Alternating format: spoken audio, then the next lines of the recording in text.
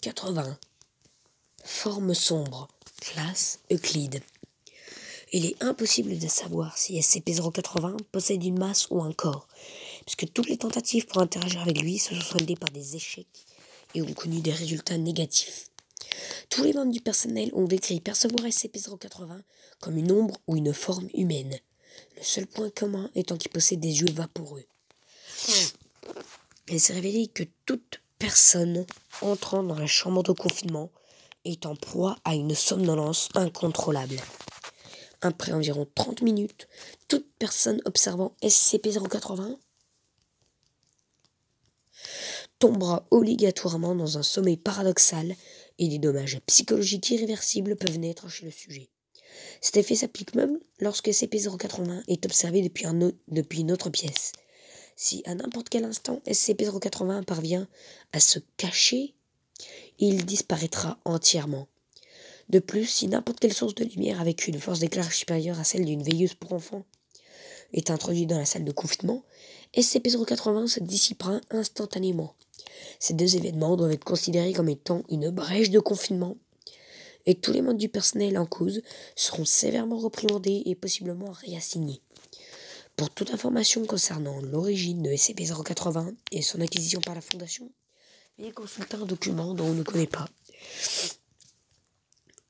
Le docteur et son équipe ont commencé à se plaindre de l'augmentation de rêves stressants, puisqu'il était la personne la plus en contact avec SCP-080. L'hypothèse a été émise que SCP-080 était d'une manière ou d'une autre capable d'effets mimétiques sur le personnel proche, même s'il n'est pas directement observé.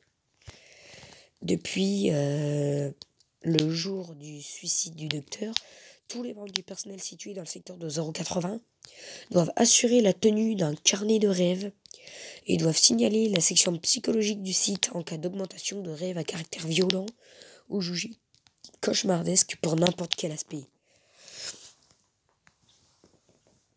Nous rappelons au personnel que le rideau noir présent dans la salle d'observation ne sera pas ouvert si la porte n'est pas fermée au préalable et que le temps d'exposition ne doit excéder que 30 minutes sous aucun prétexte. L'équipe de recherche senior est arrivée à la conclusion que certains chercheurs ne sont pas en mesure de voir SCP-080 et pourraient y être totalement insensibles à ses effets. Si n'importe quel membre du personnel pense être capable de percevoir SCP-080, veuillez prendre contact avec le docteur pour des tests obligatoires. Suite à l'incident 080-1, il a été suggéré qu'un membre du personnel de classe D soit donné à SCP-080 une fois par mois dans le but de le nourrir et ainsi diminuer ses effets sur la santé mentale du personnel du site.